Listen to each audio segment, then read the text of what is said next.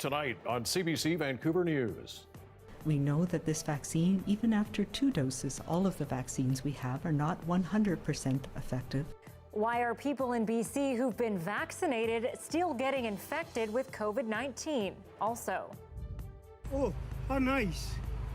A disturbing racist rant You mother... at a Richmond drive-thru and the search for a suspect. And in normal circumstances, we are used to have close to 4,000 people. Celebrating Eid during the pandemic as Ramadan, the Muslim month of fasting, comes to an end. This is CBC Vancouver News.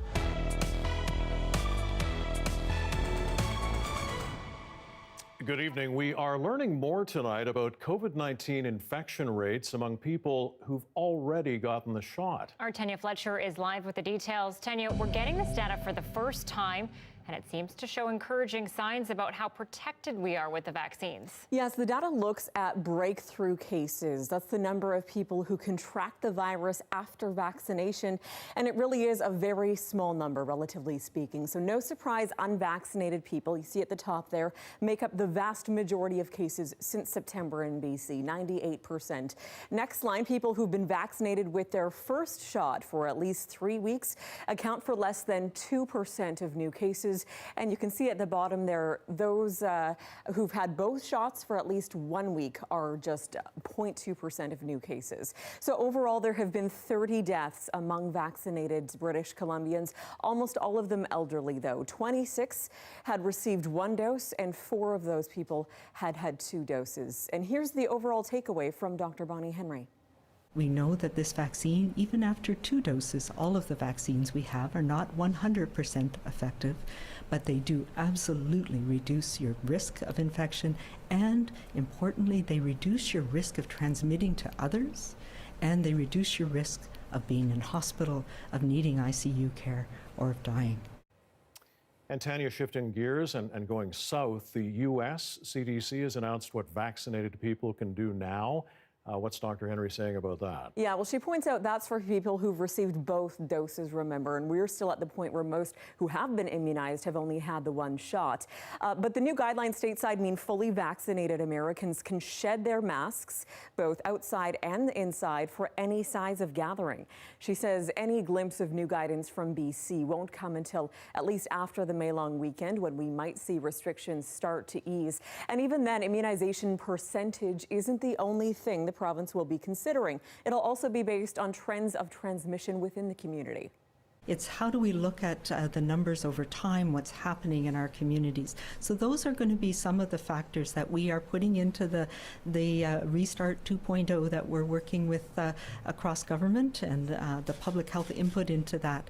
And it will have advice and direction and guidance on several different aspects. Now, also in the U.S., we are seeing more and more vaccination incentives. So if you get immunized, you know, you get things like tickets to a ball game, for example. Well, Dr. Henry did talk about vaccine reluctancy in some parts of northern BC. So I asked if the province was planning any similar incentives to help us reach herd immunity here. She said, no, not right now. That could eventually be an option. But overall, there is good uptake across the board. She says public health is working with communities leaders where vaccine is not as commonly accepted to make it more acceptable. Mike, Anita? Tanya Fletcher live for us tonight. Thanks, Tanya. COVID-19 cases in BC continue to trend downward with 587 new cases today, but the province has reported a second case of blood clotting linked to the Astrazeneca vaccine. The patient is a man in his 40s in Fraser Health who is currently in stable condition. Sadly, 5 more people have lost their lives, 1 person in their 60s and the other 4 over 70 years old. There's been a slight drop in hospitalizations at 413, while the number of people in critical care remained the same as yesterday at 141. But BC continues to speed up vaccinations. All British Columbians aged 18 and older will receive their invites to book vaccine appointments starting this Sunday. And in this case, this individual, obviously did not tell the truth when being at the ferries, but guess what? They got nabbed because they were speeding. And they've now got a pretty hefty fine to pay. Mike Fernworth there, referring to a driver from North Vancouver, the first violator fined for breaking BC's travel restrictions. The person was caught speeding by RCMP on southern Vancouver Island. Police pulled them over and determined that their reasons for travel were non-essential. The driver was issued a $575 ticket and ordered to return to the Lower Mainland immediately. And our province has millions of rapid COVID-19 tests just sitting in storage. As John Hernandez reports, that has critics wondering why they aren't being used when they are supposed to be part of BC's strategy to break the chains of transmission. It's another day in the testing room at Vancouver's Three Links Care Home. Rapid tests for COVID-19 have been a mainstay here since there was an outbreak last fall. Staff here do as many as 40 tests a day. All of them are voluntary, and all it really is a light swab of the nose.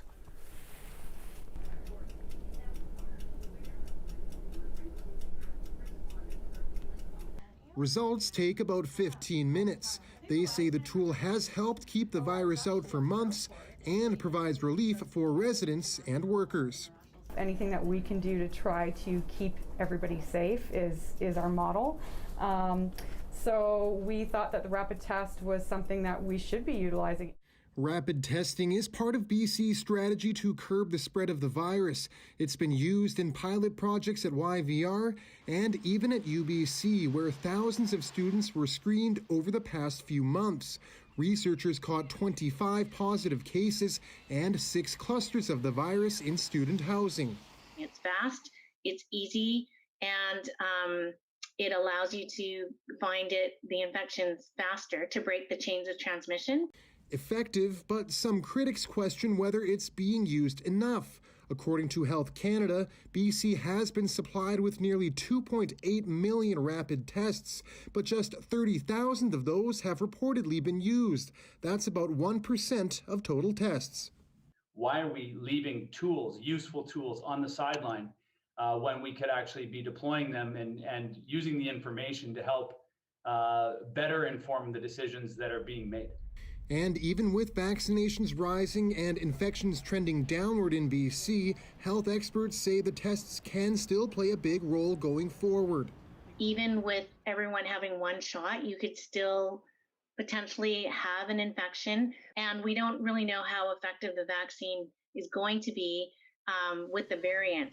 Workplaces in high-risk settings like schools and processing plants are eligible for BC's rapid tests. In a statement, the province said dozens have applied, and it's working on getting more tests deployed. John Hernandez, CBC News, Vancouver.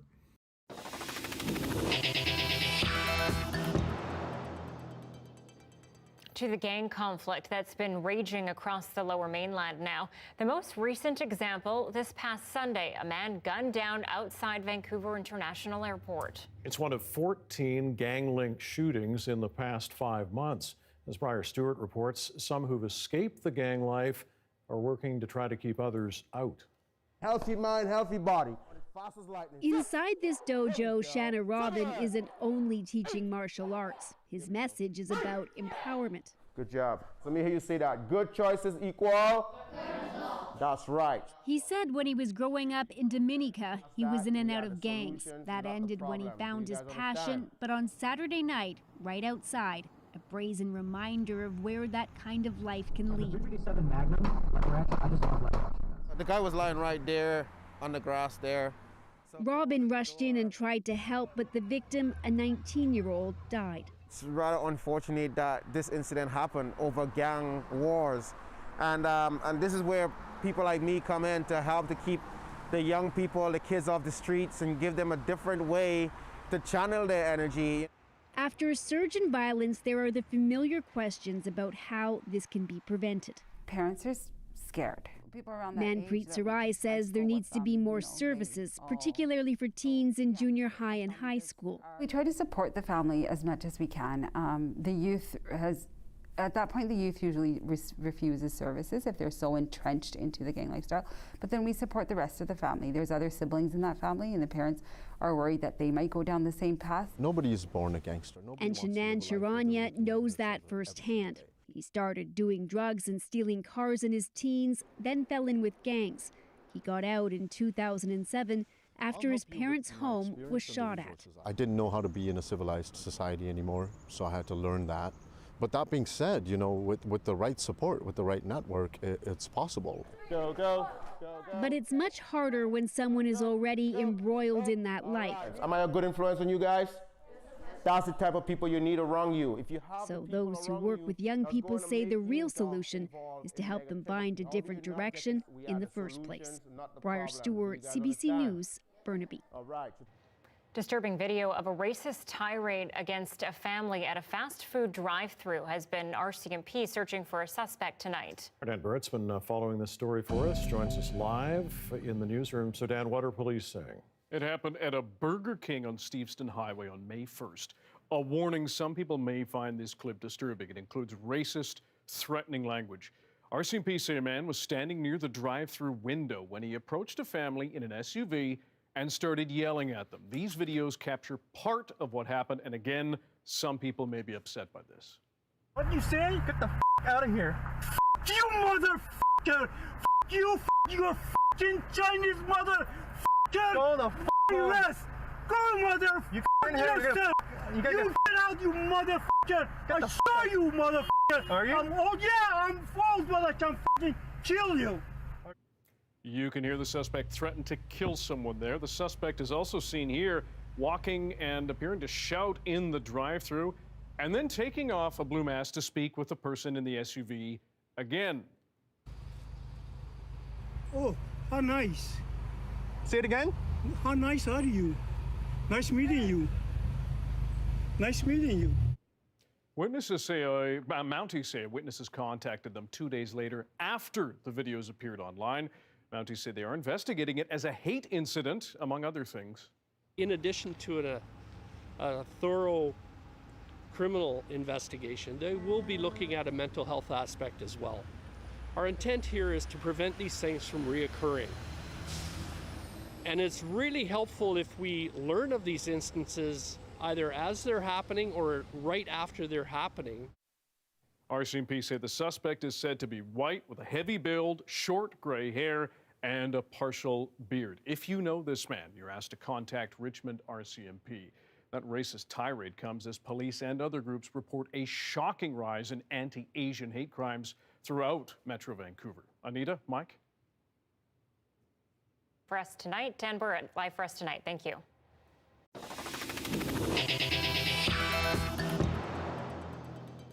Eid Mubarak to all celebrating today as Ramadan, or the Muslim month of fasting, comes to an end. Community members here in BC have found creative ways to still celebrate together while apart. Our Zara Premji takes a look inside some of the unique celebrations taking place across the province.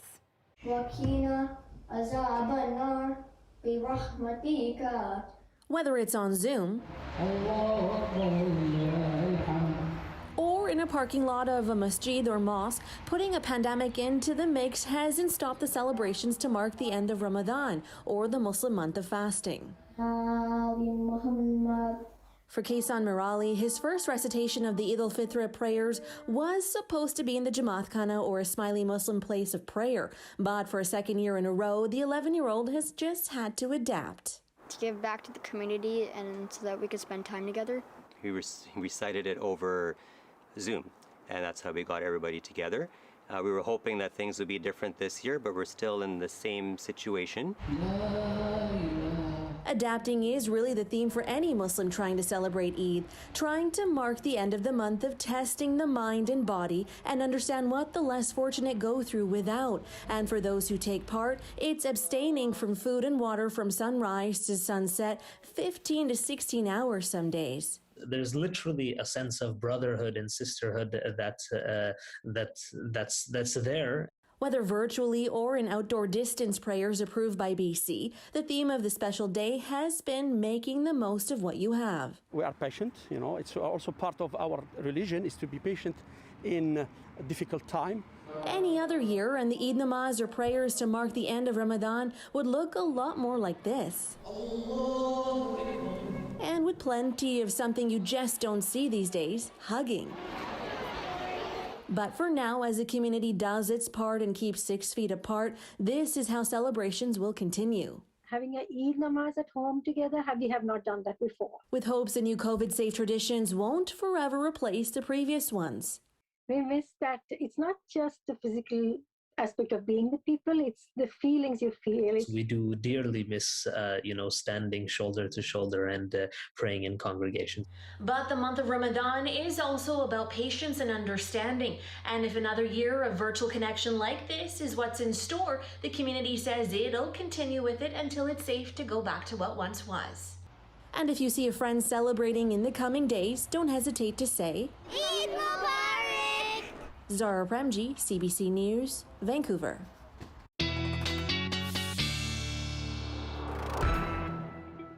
Johanna Wagstaffe joins us now with the forecast. Oh boy, Joe. You know, it was all too much for me today, Joe. No, not that. The back-to-back days of fair weather cumulus bubbling up over the North Shore Mountains. It was overwhelming, really. You're getting in my head now, Mike, because this morning when I saw the fair weather cumulus, instead of thinking, hey, that's great vertical development indicating instability, I thought, oh, Mike probably spotted this as well. Can I just say you two are out of control? We're a bit out of control. Yeah. You know what? We won't see a lot of the cumulus in the days ahead because high pressure is really stabilizing and that downward pressure not allowing clouds to really develop. So today was all she wrote for the cumulus for the next few days. Let me show you the temperatures out there. That's really our story. Temperatures up around 18 right now for YVR, already hitting the low 20s across the valley, and we will see those temperatures climb a couple more degrees. Nice summer weather over on the island as well. This is all thanks to that high pressure ridge. The plume of moisture is hitting Haida Gwaii central and northern coastal sections. That's where the brunt of the rain will fall. Definitely watching fire danger risk over the next couple of days, especially as we get some indication that April was especially dry for Kamloops, parts of the interior. So that deep-rooted vegetation really drying out. And look at some of these temperatures they take you through to Saturday and Sunday. 30 degrees, not out of the question. Our first 30 degree of the season we may actually hit in the interior. So I'll come back and tell you when we get the rain coming up. Anita and Mike. All right. Well, look, we have a special guest. Dan is here too. This is a hard one for me to do. Mike has some news today, some big news, announcing that after almost 40 years, he's moving on from broadcasting and the CBC. Congratulations, Mike. Oh, is that what I announced? Oh dear.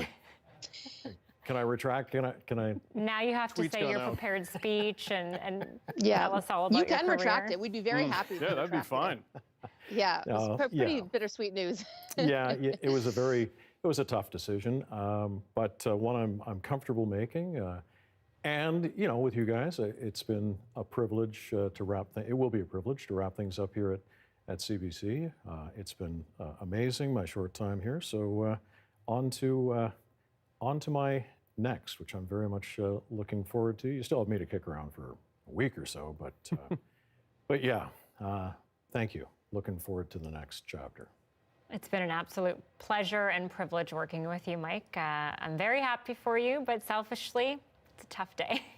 Not gonna lie. It's a tough day. Yeah, well, it's gonna be a tough week, but I'm glad you're still here for a few more days. Thank you for bringing in donuts, by the way. That feels like the least you could do. Mike, you are a credit to the craft and you make our newsroom better. Thank you for being here and lucky to call you a colleague and a friend to us all. Likewise. Absolutely. Thank you all. Mike is still here this week and next week. Stick with us. We'll be back with more.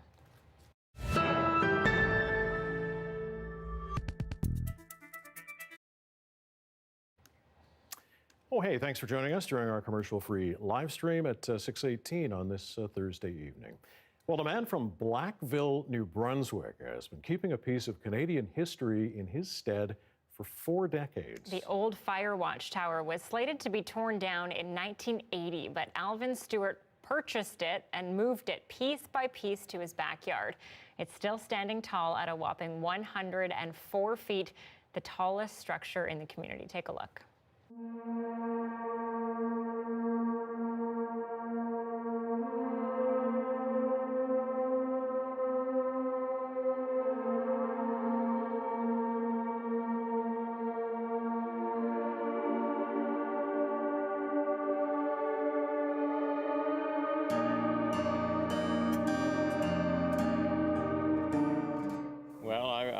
working for the forestry, working on their scarification projects, like, and then I heard they were going to tear them all down.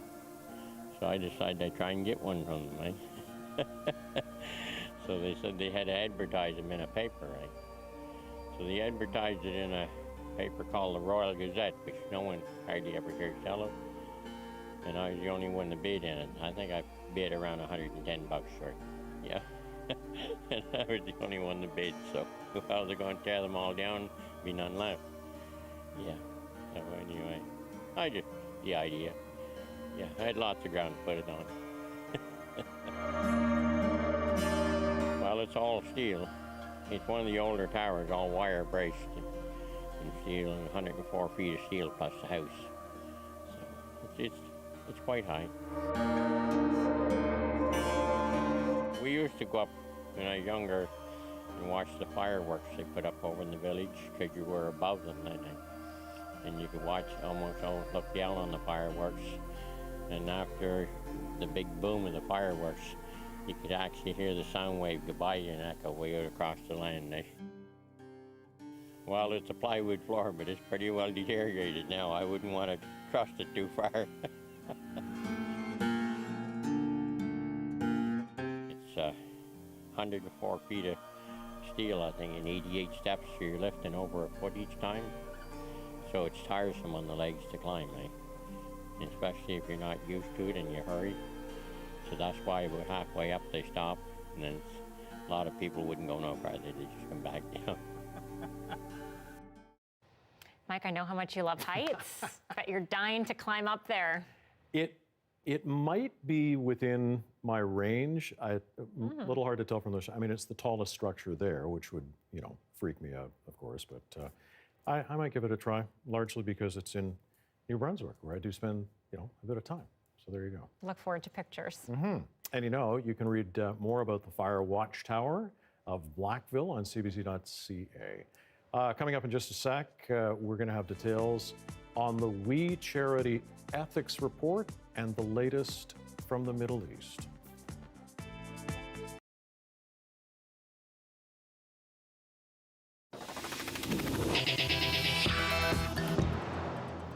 After a year of tough scrutiny, a federal ethics commissioner has cleared Justin Trudeau of wrongdoing in the We Charity scandal. But as David Cochrane tells us, it's a different story for his former finance minister.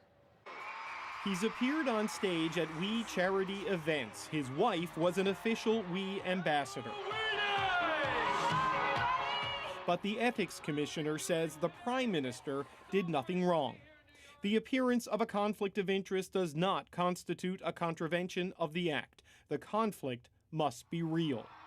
The conflict wasn't real, the controversy real enough to prompt this apology. I made a mistake in not recusing myself immediately from the discussions, given our family's history. Margaret Trudeau. But Mario Dion found no issue with that family history, even though Justin Trudeau's mother and brother were paid thousands to speak at We events.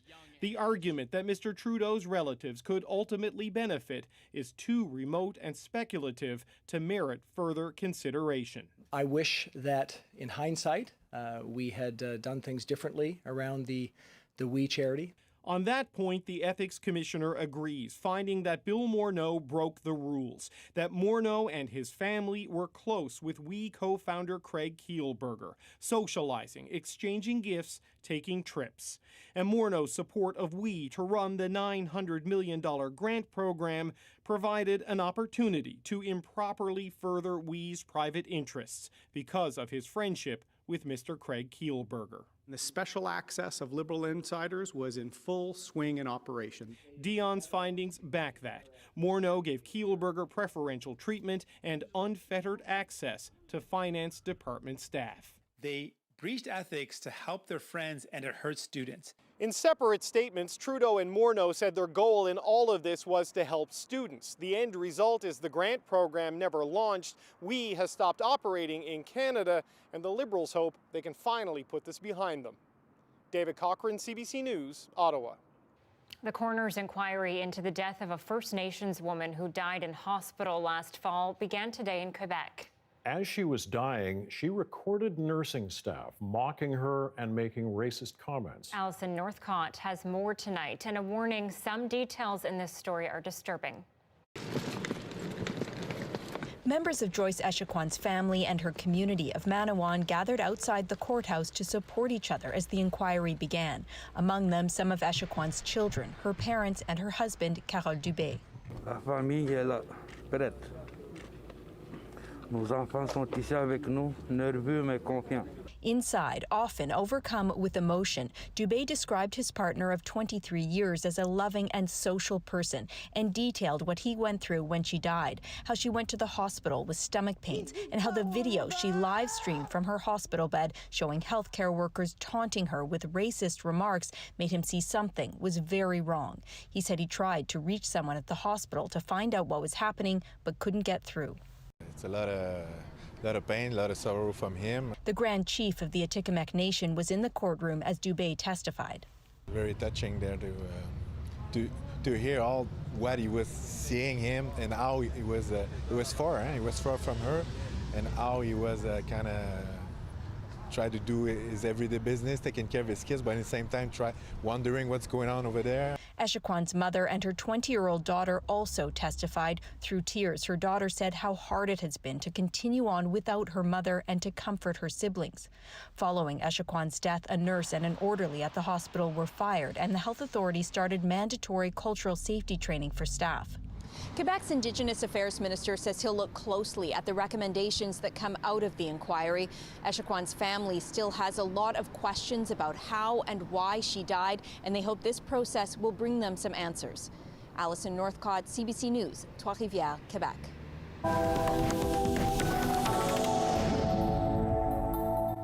As diplomats try to broker a truce between the Palestinian Authority and Israel, the violence in Gaza is showing no signs of easing. The Israeli military says militants have launched 1,500 rockets, while Israel continues to pound Gaza with airstrikes. Freelance journalist Iris Mackler has the latest from Jerusalem. As Muslims celebrate the end of the holy month of Ramadan and the Eid festival, which starts now, dawn prayers at the Al-Aqsa Mosque in Jerusalem passed peacefully. It now seems like one of the only peaceful spots left. In Gaza, they're marking the festival under Israeli airstrikes. Thoraya Ramadan says it's hard to feel the celebrations in Gaza this year. Her neighbour's apartment was hit and a mother and daughter killed. We were very close, like one family, and we're very sad, she says. Israel continued pounding Gaza from the air Thursday and claimed it hit a Hamas intelligence centre with dozens of operatives inside. Within minutes of this strike, Gaza militants fired an intense barrage of rockets into Israel, reaching the city of Beersheba. Earlier in the day, militants fired rockets into central Israel as well. Still, Israel's Prime Minister says it's not yet time to stop the conflict. It will take more time, but with great firmness in offense as well as defense, we will achieve our goal of bringing back calm to the state of Israel. As people try to clean up in between attacks, diplomatic efforts have begun. Washington has sent an envoy to Israel, and so has Egypt, the traditional mediator between Israel and Hamas. While the talks begin, people on both sides are burying their dead. For CBC News, I'm Iris Mackler in Jerusalem. The latest conflict in the Middle East isn't just playing out between armed forces tonight. It's being fought on screens all around the world. As various sides use information and misinformation to shape what we see and how we see it. Thomas Stagla has more on the conflict. What's really going on here? On social media, seeing is not enough for believing. Take this tweet by a spokesperson for the Israeli Prime Minister, sharing a video purported to show rockets fired in Gaza. A search reveals the clip was in fact recorded at least 3 years ago in Syria. And that's just the start of it. Inaccurate claims made online, keeping fact checkers busy. There is a clear information war going on. Both parties are using misinformation to deceive or maybe leverage public international support. Often in English and aimed at audiences abroad, the social media battle is playing out in real time. The Israeli military defending its airstrikes, saying, "What would you do if this was your city?"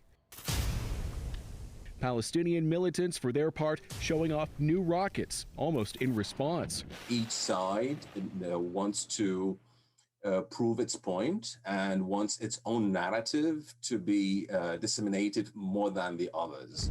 Consider it was a TikTok video of a Palestinian slapping an Orthodox Jew that set off protests last month. Every life that is lost in this conflict is precious. Israeli writer Hen Mazig posted this cartoon suggesting Israelis and Palestinians both deserve to live in dignity and security.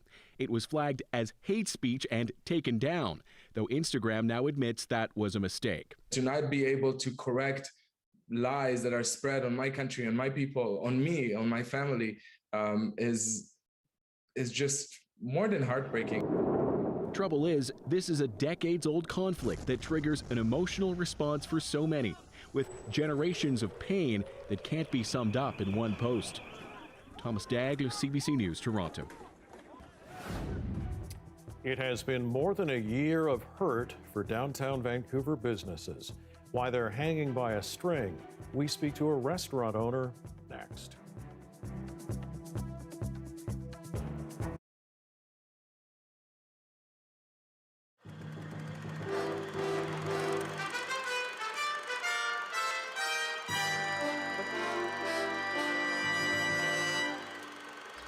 For 2 years now, federal authorities have maintained an embarrassed silence as these illegal satellite dishes mushroomed across the country. They all break federal laws, not to mention Canada's commitment to an international treaty. Yet the politicians chose to ignore recommendations for prosecutions, apparently fearing the political consequences in rural areas that were obviously enjoying being plugged into the world. This is WTBS, Atlanta, Georgia. Ian MacKay sunk his life savings into a company that's delivering the American signals to communities around British Columbia's Shuswap Lakes. He's the kind of operator now threatened by the CRTC crackdown. I really honestly can't see it happening, that remote communities such as Sycamoose is should be denied the right to view whatever they want and whatever we're able to provide them. Citizens of communities such as Sycamoose are certainly in no mood to return to two somewhat fuzzy Canadian signals. Those people that are watching it will be probably a little upset, and I would say that the message to the CRTC and to the government would be hands off. Like hundreds of small towns, Salmon Arm is busy raising money for a community-owned dish. They plan to fight the new federal edict. They are very angry indeed, and the feeling presently is that they will not be pushed around.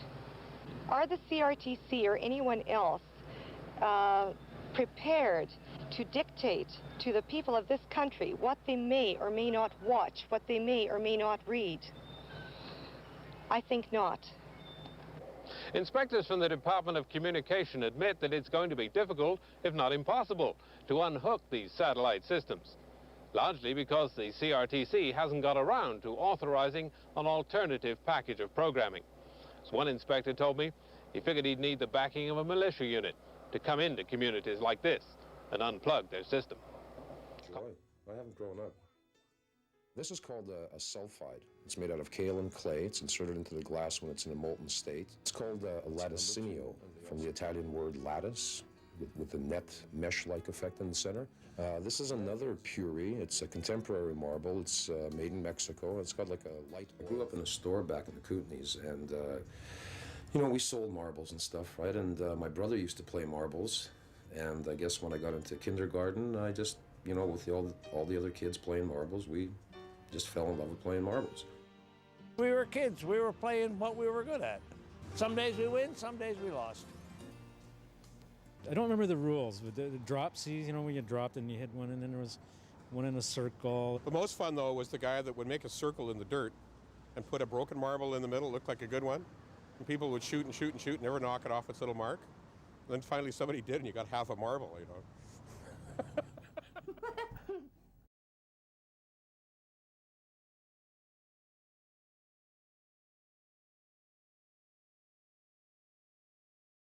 Here are some of the stories we're following tonight on CBC Vancouver News. There's been a second case of blood clots related to the Astrazeneca vaccine in BC. This time, a man in his 40s who is in stable condition. There are 587 new cases of COVID-19 today as the province's curve continues its steady decline.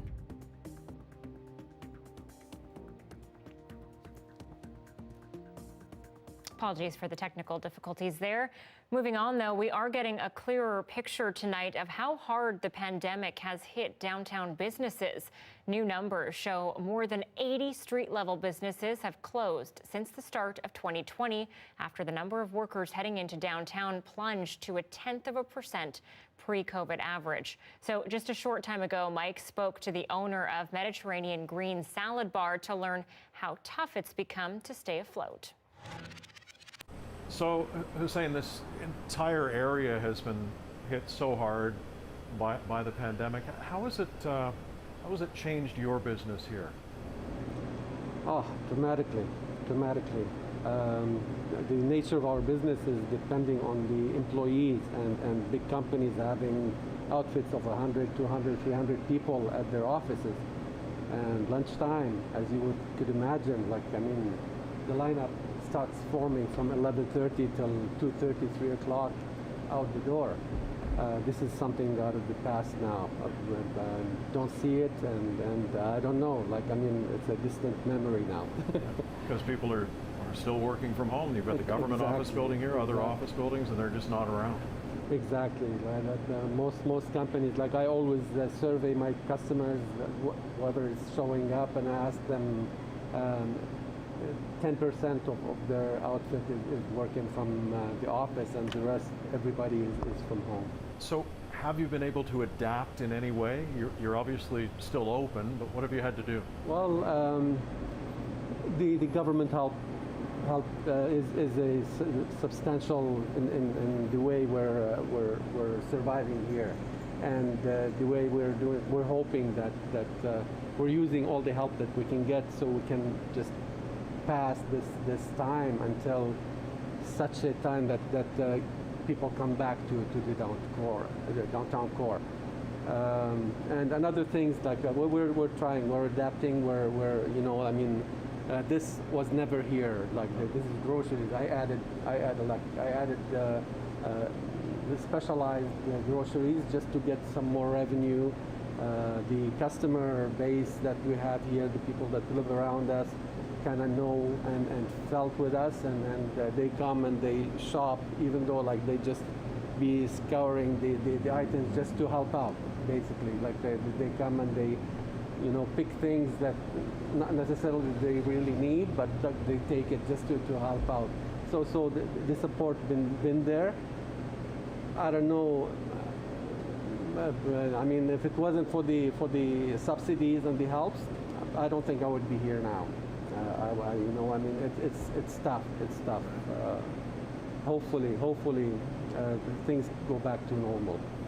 So, if you can survive, do you see a future for this business? We're doing. It's been a year now, and we're still around. We got a couple of loans. We're eating through them. But all in all, no other choice, right? You either turn around and die, or just try something else, the grocery thing. You cannot stop. Well, hopefully we eventually see lineups back outside your door onto Homer Street. We wish you the best of luck. Thank you very much. I'm banking on that. That's why I'm just sticking things out for, just to see that lineup again in here. Very good. Thank you. Thank you. Thank you very much.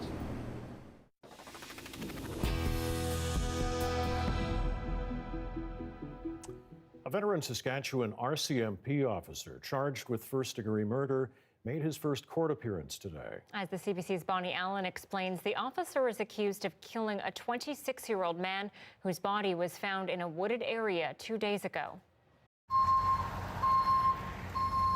A first court appearance for Corporal Bernie Herman. The 53-year-old RCMP officer is accused of murdering 26-year-old Braden Herman of Clearwater River Dene Nation. His body was found in a wooded area of Prince Albert Tuesday night. The two Indigenous men share the same last name but are not related. Prince Albert City Police quickly arrested and charged the Mountie, noting he was not on duty at the time of the alleged murder. Today, Braden's brother Brett Herman was at the courthouse to see the accused killer in person. He didn't want to look me in the face, so that says a lot about his character. Brett says his younger brother Braden had been struggling to find the right path in life since 2015 when his twin brother died by suicide. Braden turned to alcohol and drugs, moved from job to job and place to place in Prince Albert. At one point, Braden moved in with the RCMP officer and his wife. The two men came from the same Dene community in northern Saskatchewan. Their relationship deteriorated. Braden's best friend, Rena Lemeg, said he tried to distance himself from the Mountie. She's not surprised Bernie Herman was arrested and charged. It seemed like Bernie was being obsessed over Braden or something. Like, he would constantly call him every 5 minutes, and he's been harassing him. Braden's brother says the family is angry and sad. We all miss him. He's a good guy. He never had anything bad to say about anybody. The Prince Albert Police Service has also secured a house and a vehicle in the investigation that's being overseen by an independent observer. Corporal Bernie Herman will be back in court in 2 weeks. Bonnie Allen, CBC News, Regina. Departing Canada, why Greyhound is pulling its buses off the road. Next. And at 6:41, Mount Baker across the border in Washington State on this gorgeous Thursday evening. Doesn't get much better than this. What will it be like tomorrow, though, and as we head into the weekend? Well, Johanna will let us know next. Here comes her forecast.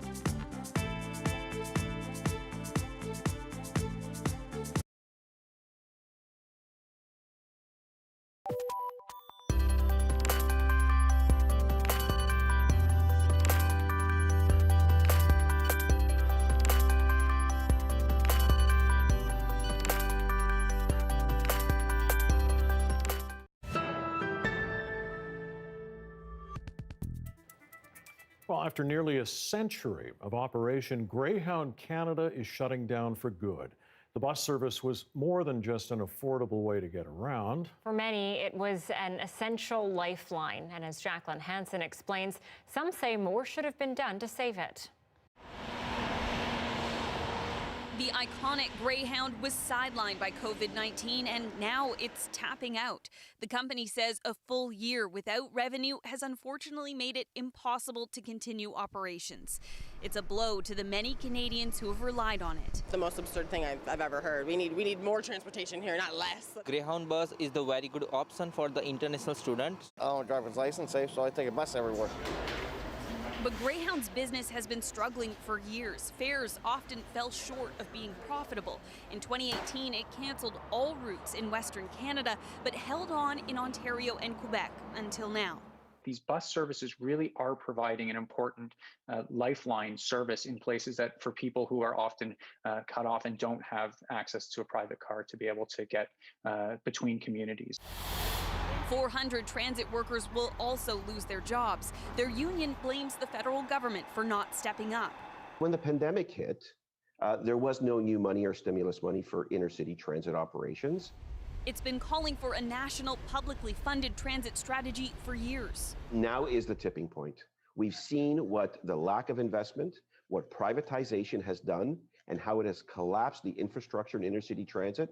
Some help may be coming. The federal transport minister tweeted, "We will work with our provincial partners to explore options to address this gap and provide Canadians with safe, reliable, and affordable transportation across the country." Other companies could also take over canceled routes, but some worry a piecemeal approach could be more costly and time-consuming for riders. And it will be those who are already most disadvantaged who are going to bear the brunt of this. Left to figure out what post-pandemic travel will look like without the buses that have been on the road for nearly a century. Jacqueline Hansen, CBC News, Toronto.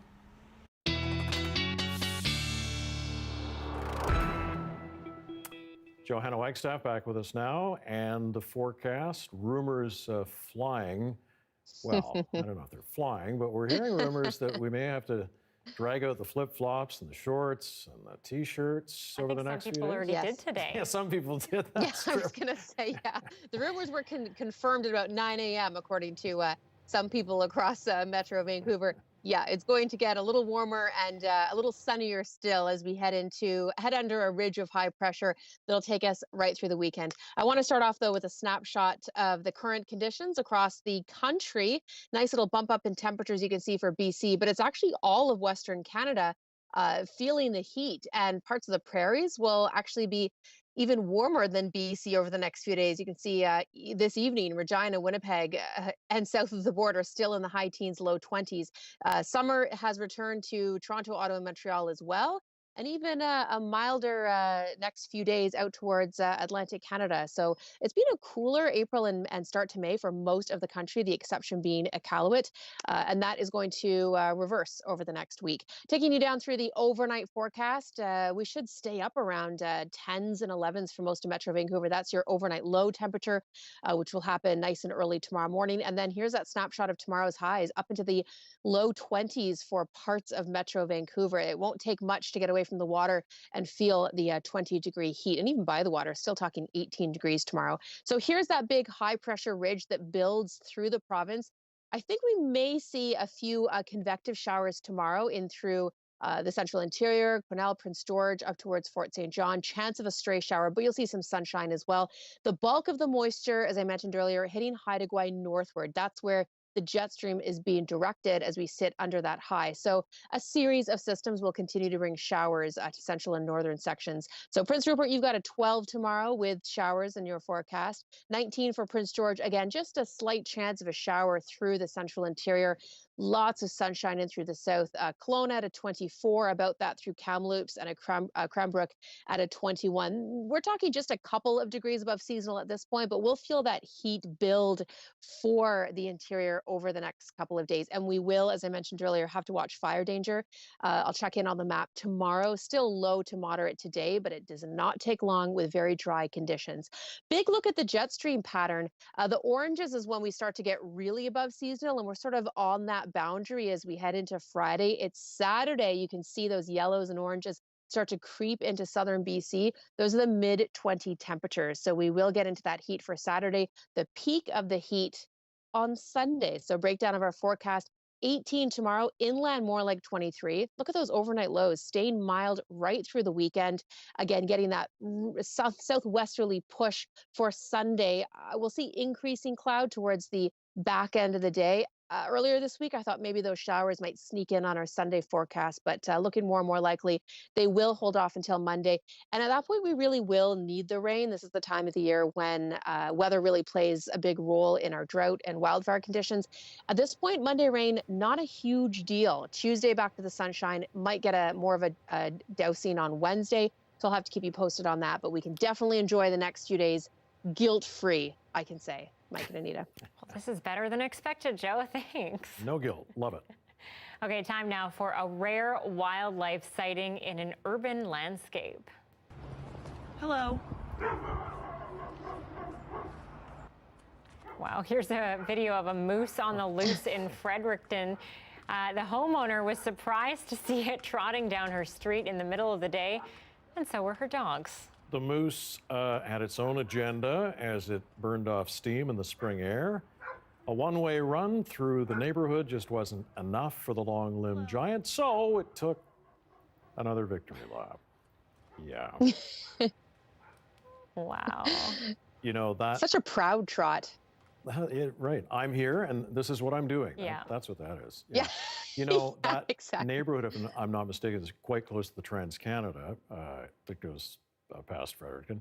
And you do see moose like in the forest and on lake roads and stuff like that, but not so much in a neighborhood. So there you go. But when you do, you make a nice video. Everyone watches it across the country. Right. And it makes I'll be it on sharing that television. on Twitter as well. Yeah. They once roamed our country. Mastodons, huge, hairy, elephant-like creatures, have been a bit of a mystery. How a newly discovered fossil is revealing much more about them next.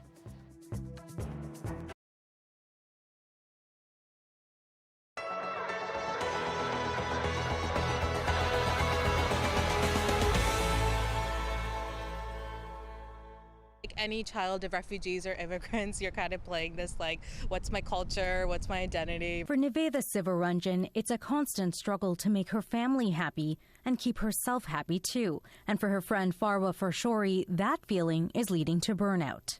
It's this idea of being this third culture kid. We grow up in this community that's it places a huge emphasis on our home culture. So in my case, it would be like my South Asian Indian culture, but you're still in an environment which is Canadian, you're growing up with other friends. So you're trying to balance the two and you're trying to find your place and your identity. Having shared similar struggles, the two friends decided in 2019 to take action, and it led them to start a peer support group tailored for South Asian women called Burnt Out Daughters. We don't act as a therapy group, like a formal therapy group, but it ends up being therapy, and we end up having such cathartic conversations Conversations about familial pressures, expectations, marriage and children don't often happen so openly in South Asian communities. For Sivaranjan, Burnt Out Daughters creates a safe space. We just want to be able to be seen and validated in our experience, be heard. The group holds their sessions on Zoom and Clubhouse, a new social media app. In just 6 months, Burnt Out Daughters has resonated with women in the GTA and grown to include people across the globe. For both Sivaranjan and Farshori, the group's goal is to make women who feel pressured to balance their identities feel welcome and heard. And in doing so, they're pushing back on what it means to be South Asian.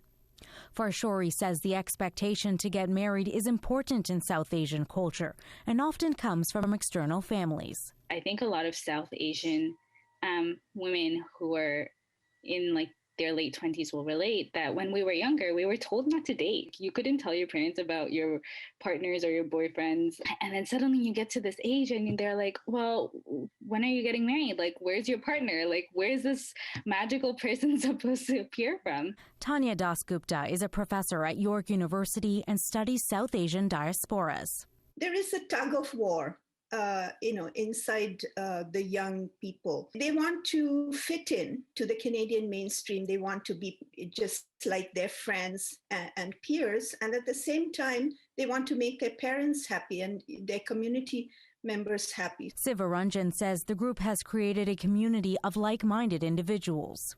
A lot of us just felt alone. We felt like we were the outcasts in our communities. Do you think a part of the duty of burnt out daughters is having these conversations for those who are younger than you so they don't have to go through the same things that you do? I think it's important that we start to have these conversations as soon as possible. It's been really validating to know that, this crazy thought that we had in our head actually resonates with a lot of people, and it feels good. Kirthana Sasitharan, CBC News, Toronto.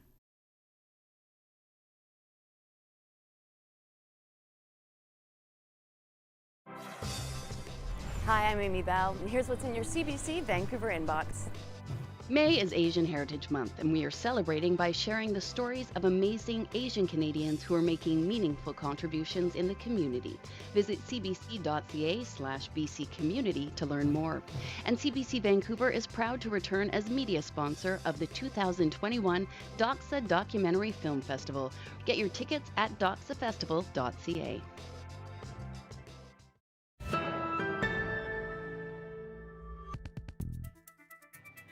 Well, Canadian researchers are putting together a picture of life on the East Coast before the last ice age, and they're using a rather unexpected type of mastodon fossil. As Shayna Luck explains, knowing more about these prehistoric creatures could provide new information for years to come.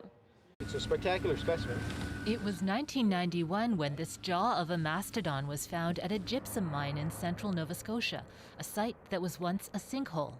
For the past 30 years, the remains of two of the elephant-like creatures have been in a Halifax museum. They couldn't get out of the sinkhole, and they probably struggled quite a bit.